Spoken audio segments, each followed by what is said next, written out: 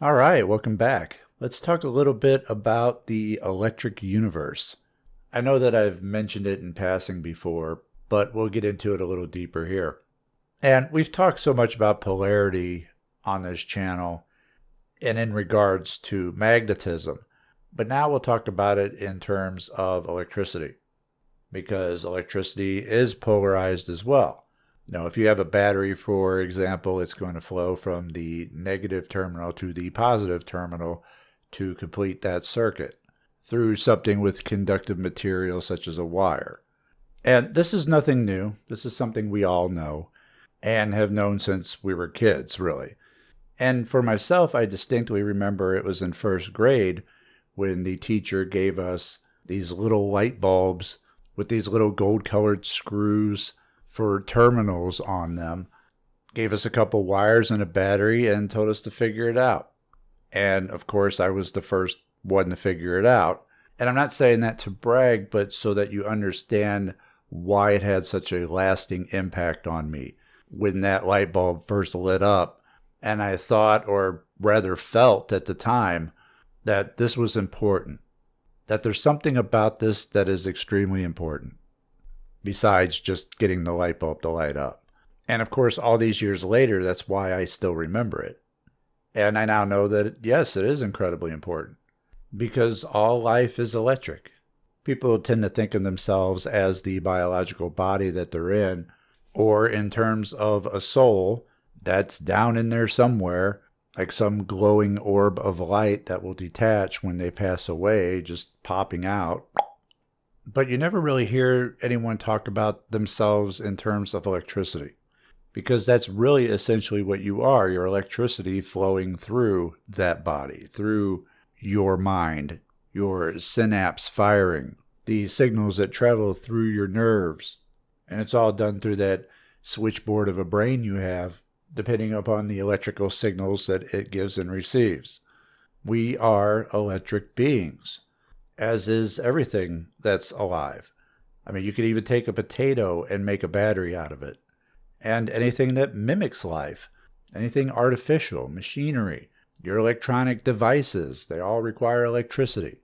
Even your vehicles, without an electric current, it's not going to run. Nothing really moves on its own without it. And it's not just our lives and our property that are this way. The entire universe is electric. Or to really be precise, electromagnetic, because magnetics does play a tremendous role in this, but they still call it the electric universe. So now if you start thinking of yourself in terms of electricity, it takes on all new implications. Are we the body that we're in, or are we the electricity that's powering the body, animating the body? We know we're a combination of the two. We know that if you cut that electric signal going from your brain through your nerves down to your legs, for example, you would be paralyzed. You wouldn't be able to move them anymore. Now, we still know that those are your legs, that it's still part of your body, but you can't feel them anymore. Your brain can't communicate with them anymore, can't animate them anymore. They're still a part of you, but it's a part of you that the rest of you isn't aware of, not with sensation or animation. I mean, we know that those legs are a part of your body, but it's almost like it's just something attached to your body now that's not a part of you because you can't control it or move it and are not aware of it or have any sensation from it. At that point, it's almost as if it's not you, much like a part that has been amputated or taken away from you, except that it's still attached to you. So that tends to support that you are not the body, that you are either the electric signals itself, or perhaps you're the brain, perhaps you're the switchboard that runs it all. If the wrong part of your body loses that electric signal, you perish. If somebody, fell and broke their neck or something, and that electric signal suddenly stopped, I mean, that's it. I mean, if somebody was shot in the head, that would give the same result. When the electric ceases, so do you. But then where does that electric go? Does it just cease and that's it? Does it leak out through the nearest grounding? It's an important question if You are the electricity. And then there's the question of, how strong the electricity is. Voltages matter, especially in electronics. They got a whole thing going on right now with the Intel 13th and 14th generation processors giving out prematurely and crashing computers because some of the microcode that they put in it, as well as the motherboard manufacturers giving them more voltage than they can handle. When you're talking about something that small on that scale, less than a volt matters.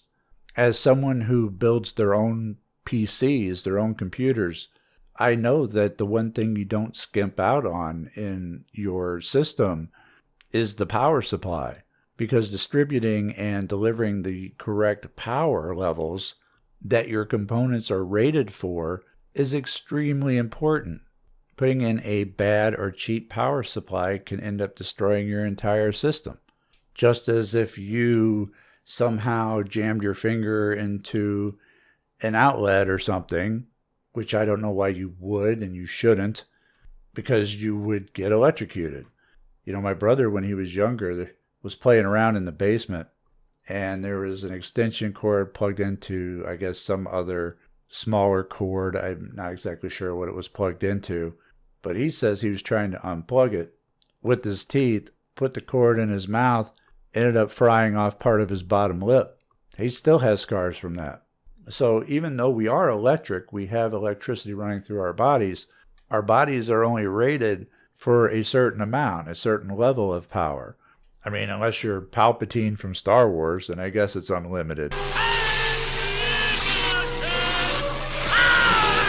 But for everyone else, an overload is an electrocution. I mean, this is an important consideration because if our very consciousness is dependent upon this electrical current, and all life really is dependent upon electricity, when you scale up the electricity to, like, say, the power of a lightning strike, what do you have? Is there a consciousness of another scale going on? Is it a physical representation of God? Like, God is omnipresent, he's everywhere, he's in all things, and it happens to be the electrical current. It's said in the scripture that God appeared to Moses as a burning bush, holy fire. What typically sets brush and trees on fire? The lightning.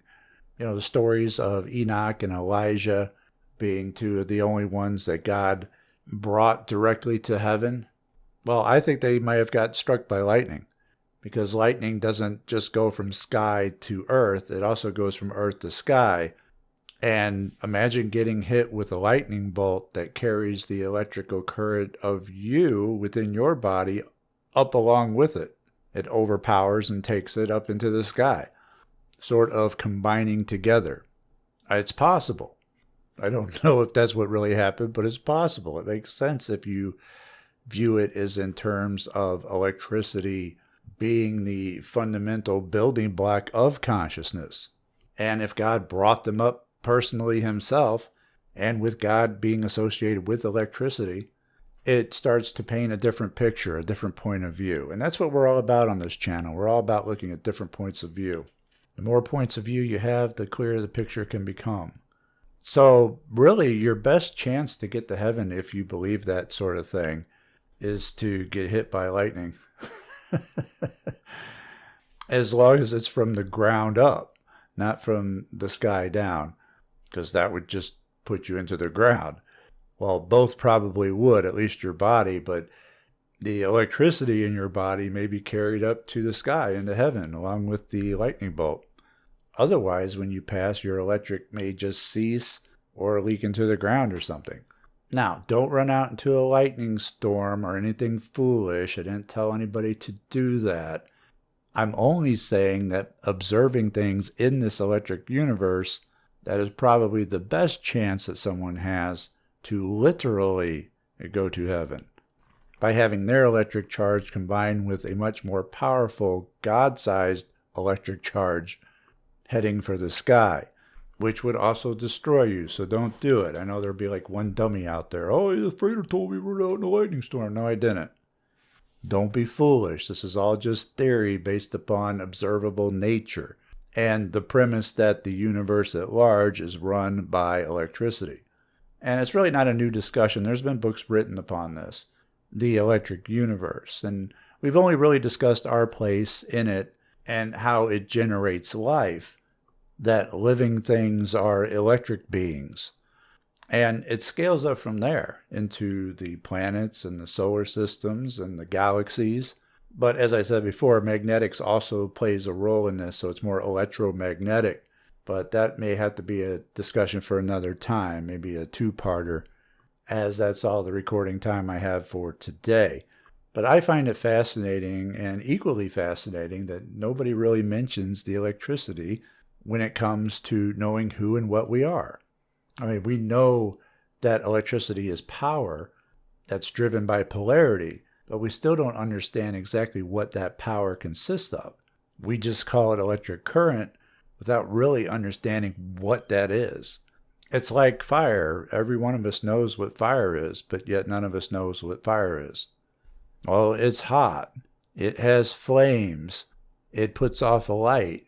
See, we know the qualities of the substance, but not the substance itself. And the same goes for electricity. We know all the qualities that we can quantifiably measure, but not the true essence of what it really is.